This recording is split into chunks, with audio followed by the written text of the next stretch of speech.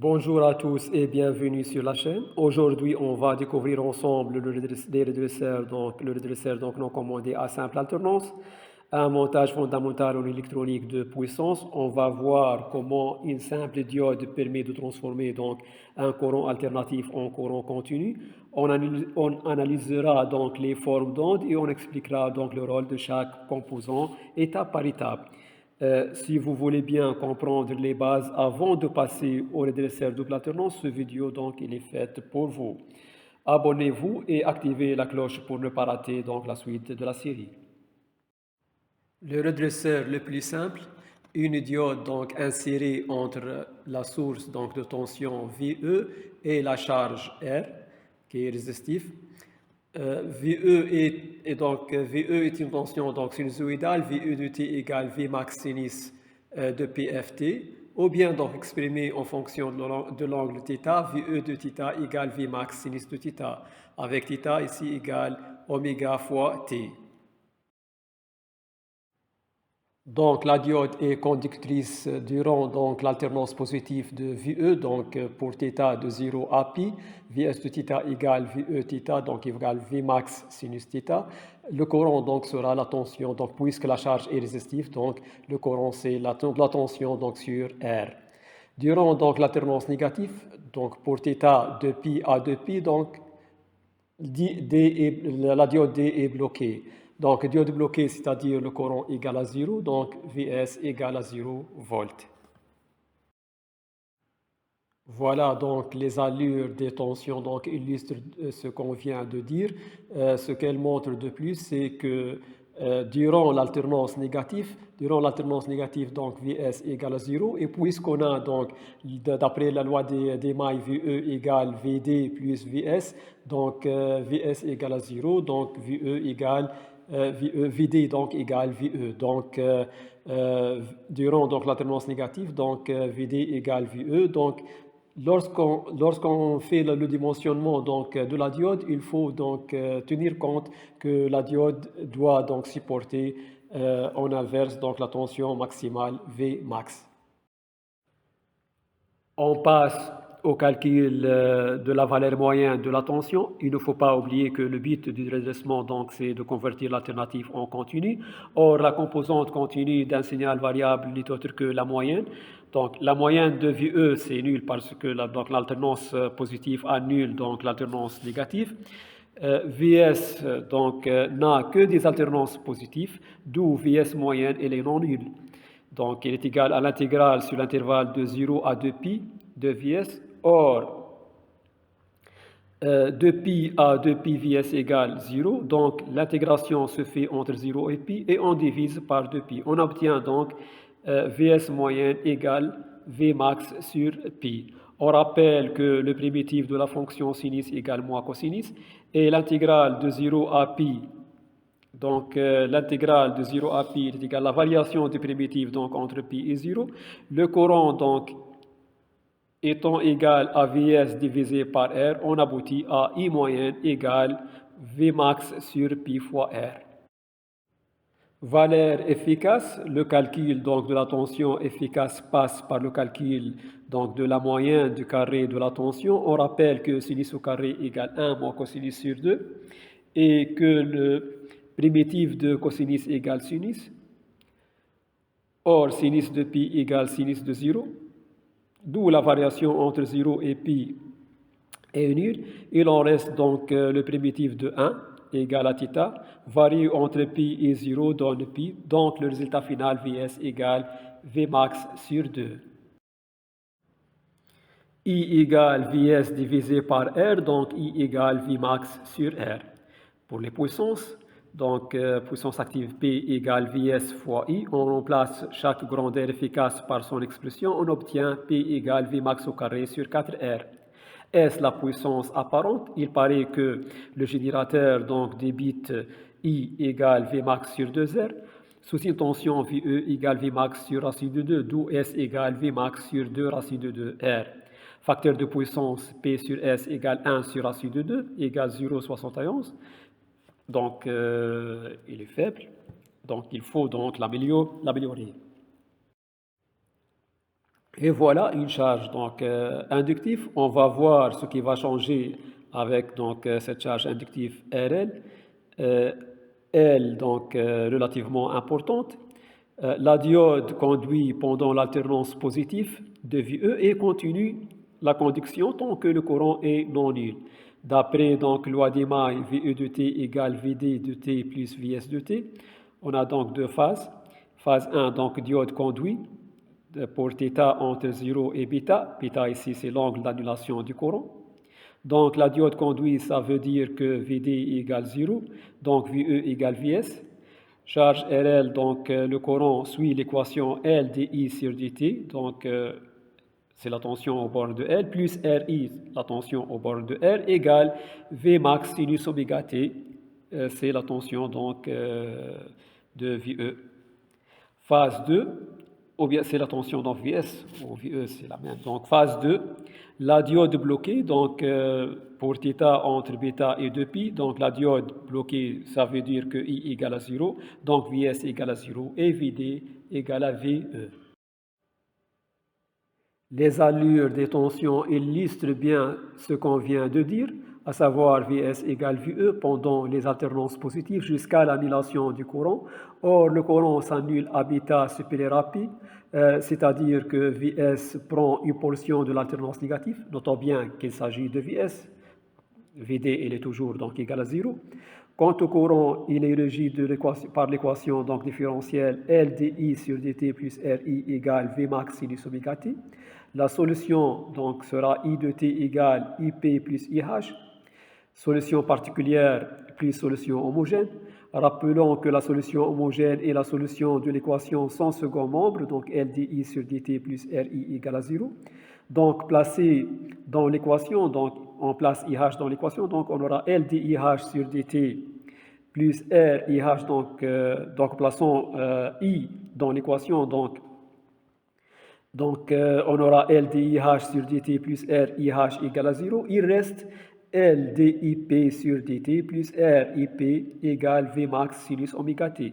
Cette équation a une solution donc particulière sinusoïdale. Pourquoi sinusoïdale? C'est tout simplement parce que les dérivés des sinusoïdes donc donnent des sinusoïdes et la somme des sinusoïdes donc donne des sinusoïdes. Donc, elle admet une solution particulière de la forme, donc forme générale A sinus plus B cosinus, ou bien A sinus oméga t plus phi, phase initiale. Donc, en tout cas, donc, la solution, donc, on aura une solution avec deux inconnus à déterminer par substitution. Donc, LdI sur dt plus Ri égale V max, donc V max sinus oméga t, donc avec I égale A sinus oméga t plus B sinus oméga t, donne quoi? Donc donne L fois, entre parenthèses, A oméga cosinus oméga t moins B oméga sinus oméga t, plus R fois, entre parenthèses, A sinus oméga t plus B cosinus oméga t égale V max sinus oméga t.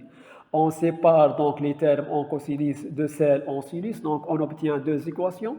La première, moins B L oméga sinus oméga t plus AR sinus oméga t égale V max sinus oméga t. Donc, on déduit que A fois R moins B L oméga égale V max. Et la deuxième équation, AL oméga cosinus oméga t plus BR cosinus oméga t égale à 0. On déduit donc que AL oméga plus BR égale à 0. Et voilà, on obtient donc un système de deux équations à deux inconnues. La résolution donc donne tout simplement A égale R V max sur R carré plus L oméga au carré et B égale moins L oméga fois V max sur R carré plus L oméga au carré. Les termes R, L oméga, racine carrée, R au carré plus L oméga au carré, ça renvoie à l'impédance de la charge. En effet, donc l'impédance de la charge, donc Z égale R plus J L oméga, donc l'amplitude Z égale racine carrée R au carré plus L oméga au carré, et l'argument phi arc cosinus R sur racine de R carré plus L oméga au carré, et, ou bien donc phi égale arc sinus L oméga sur Z. D'où A égale V max sur Z cos phi et B égale moins V max sur Z sinus phi.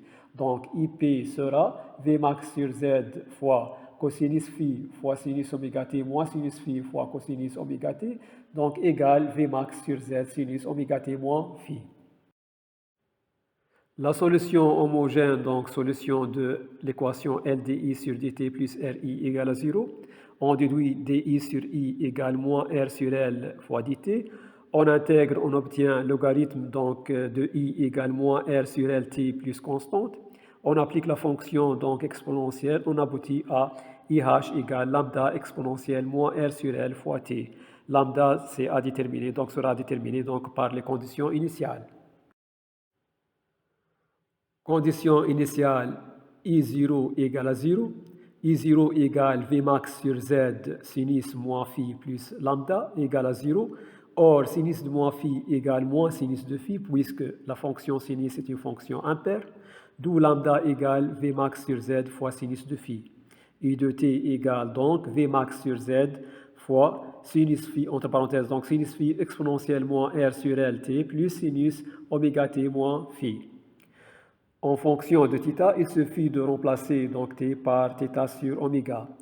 La tension moyenne, donc pour obtenir la tension moyenne, il suffit d'intégrer sur l'intervalle de 0 à bêta, puisque de bêta à 2π Vs égale à 0, puis on divise sur 2π. On obtient Vmax sur 2π fois 1 moins cosinus bêta. Donc la tension continue, c'est-à-dire la composante moyenne, donc dépend de la charge. Lorsque elle augmente, donc V moyenne diminue. Il faut donc une solution pour remédier cet inconvénient.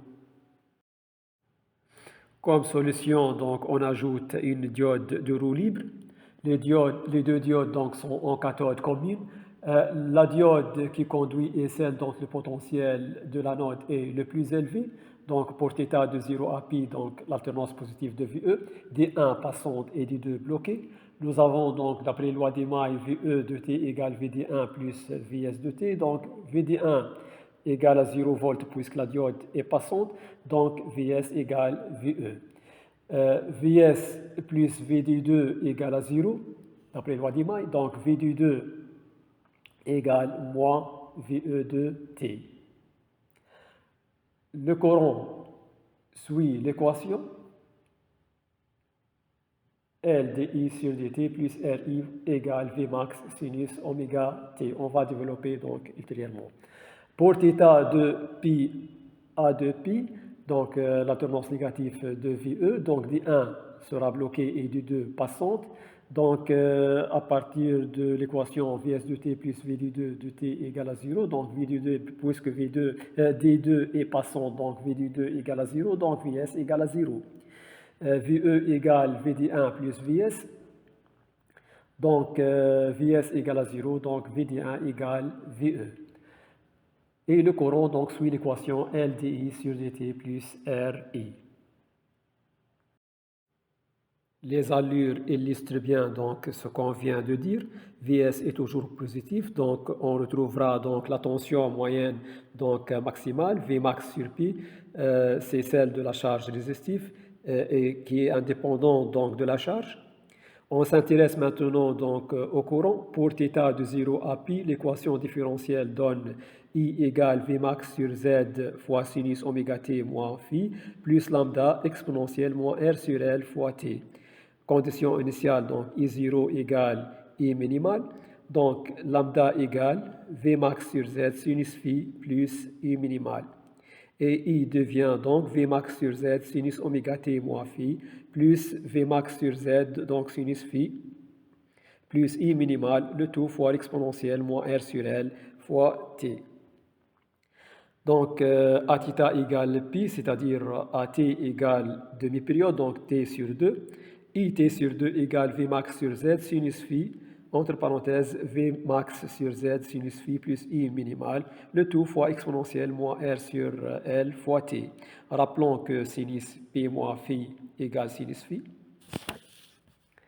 Maintenant pour θ de π à 2π, le courant est sous l'équation L dI sur dt plus RI égale à 0, donc I égale I t sur 2 fois l'exponentielle moins R sur L, t moins t sur 2. À la fin de période, donc I revient à I minimal. Donc IT égale IT sur 2 exponentielle moins R sur 2L T.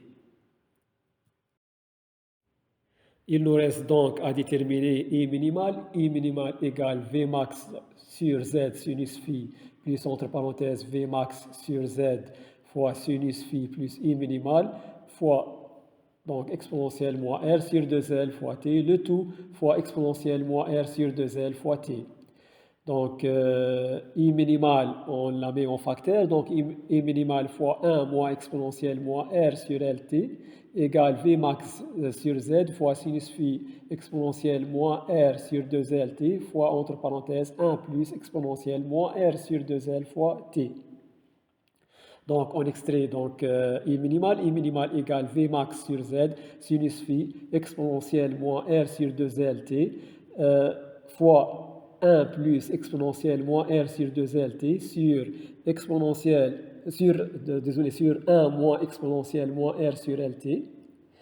Donc, notons bien que E moins R sur LT donc égale E moins R sur 2LT au carré et qu'on a A plus B sur A au carré moins B au carré égale 1 sur A moins B. Donc A au carré moins B au carré c'est A moins B fois A plus B. On simplifie par A plus B.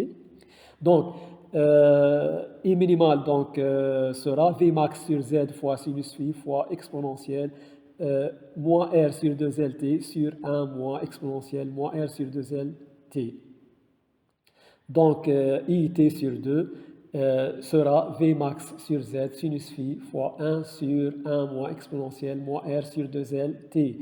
Donc, rappelons bien que IT sur 2, donc I minimal, c'est IT sur 2 exponentielle moins R sur 2LT. On remplace I minimal et IT sur 2 par leur expression. On aura I égale Vmax sur Z fois, entre parenthèses, sinus oméga t moins phi, plus sinus phi fois exponentielle moins R sur L fois T, sur 1 moins exponentielle moins R sur 2L fois T. C'est pour θ entre 0 et pi. Et I égale Vmax sur Z fois sinus phi fois exponentielle moins R sur L fois T moins T sur 2 sur 1 moins exponentielle moins R sur 2L T pour θ entre pi et 2pi. Et voilà, on a vu ensemble le fonctionnement du redresseur non commandé à simple alternance. J'espère que la vidéo vous a aidé à mieux comprendre le rôle de la diode et le principe du redressement monophasé. Et si c'est le cas, pensez à laisser un like, à vous abonner et à activer la cloche pour ne pas rater la prochaine vidéo sur le redresseur double alternance. Merci d'avoir regardé et à très bientôt pour la suite du cours électronique de puissance. À la prochaine.